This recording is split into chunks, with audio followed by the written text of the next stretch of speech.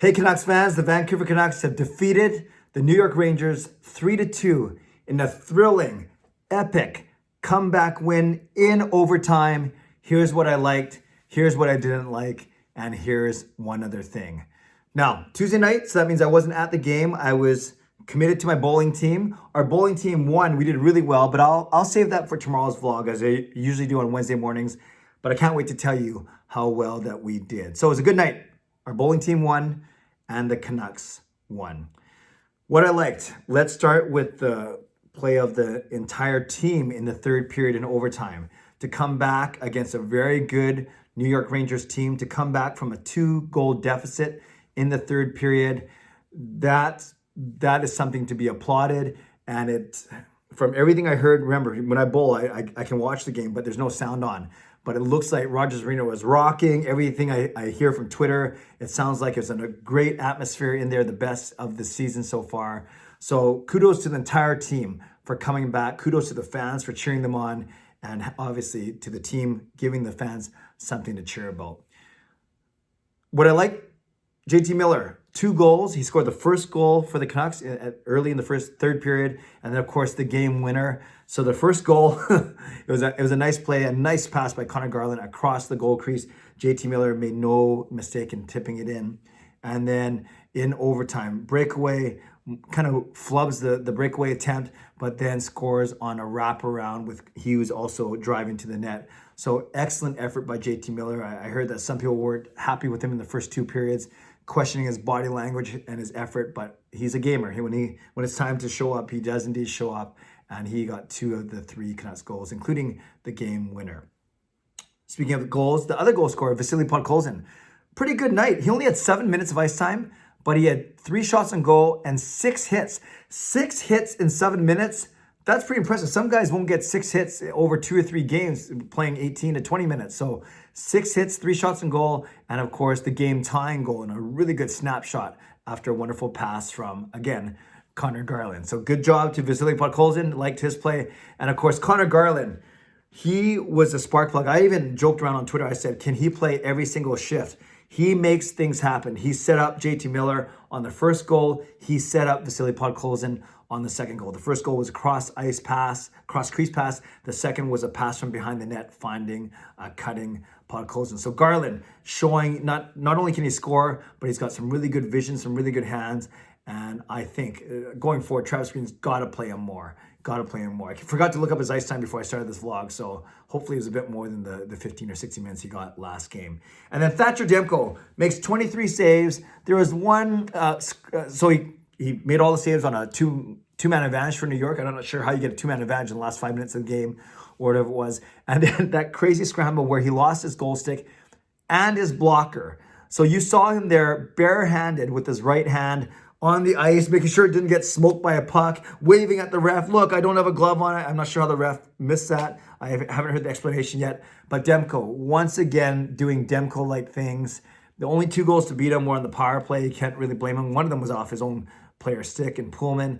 So Demko had a really, really strong game as well. And yes, that scramble when he didn't have a stick and blocker, that was pretty amazing. And it just adds to the legend of Thatcher Demko. What I didn't like, I'll just focus on one thing. Special teams, nothing special about it. The Canucks go 0 for 6 on the power play. They go 3 for 5 on the penalty kill. That's 0% plus 60%. Clay's cumulative special team stat, the CCSTS, that's only 60%. You need that to be 100% or more. So let's talk about both of them. The penalty kill, 2 for 5. At least they killed, 3 for 5 actually, sorry. New York scored on 2 for 5. At least they killed off the 2-man advantage at the end of the game. And the Tucker Pullman, the second Rangers goal was off a Pullman stick. I'm not sure why he's trying to stick a stick in the lane there. That's you never do that. You let the goalie make the save. If Demko sees it, he's going to stop it. We know that. And then the first goal was a really nice bam-bam play across ice from Panarin to Zibanejad. I can't say that guy's name, Zibanejad. So can't blame Demko for sure. But the special teams, especially on the penalty kill, was just okay. Not especially, on the penalty kill was just okay, going 3 for 5. Power play, brutal.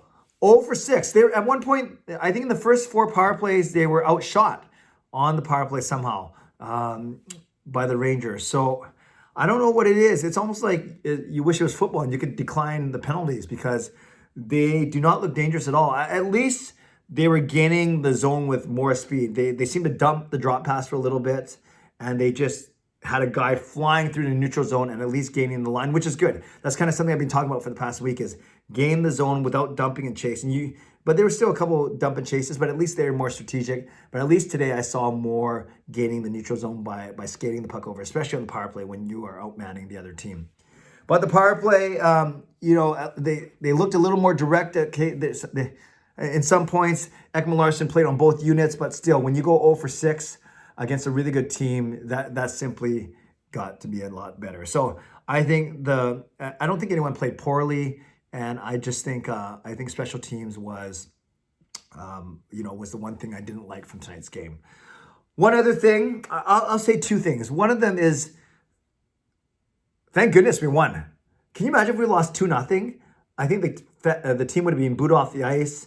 I'm going on Friday against Nashville. I think everyone would be in a bad mood. But instead of falling 3 games under 500 to 3-6-1, it sounds a lot better. Now we're only 1 game under 500 at 4-5-1. And if we win on Friday, then we're back to 500 and all is right in the world. So I'm not going to say this game saved Green's job or saved Benning's job, but 4-5-1 looks a lot better than 3-6-1. And now the Canucks are basically knocking on the door of a playoff spot once again. And again, it's early, I get it. So 10 games in, they have 9 points. So if they can win next game, then they'll have 11 points, 11 games, back to 500. So that's the first thing. Good thing the Canucks won. I think it goes without saying. The second thing is I predicted that the Canucks would win 3 in a row, at least, maybe go all 4. So you have to beat New York today, which is probably going to be the toughest game. And then you got Nashville and then Dallas. I have a small, sneaky suspicion. Hamonic played fine. He didn't look out of place. He didn't look gassed or anything. I thought Hamonic was fine. Like I've been saying for the last 2 days, I think the return of Hamonic today and likely Tyler Mott on Friday, those are things that you might not see on the ice completely. It's not like they're going to score a goal or make a game-changing play. But when you bring veterans in who know how to play, who take care of the puck, take care of themselves, and just play the right way, it just makes your team overall a tiny bit tougher to play against. And so maybe Hamonic brought a little bit of that tonight. Maybe Mott will bring a bit of that on Friday. But these are it's a top 4 defenseman and a solid, bottom 6 player that you're adding to the lineup that you haven't had this season. And no wonder the Canucks played a bit better tonight because, Hamonic is an improvement. And then with Mott, they're going to be even better on Friday night. So good to win in Travis Hamonic's debut. Hopefully they win on Tyler Mott's debut on Friday. So that's what I liked.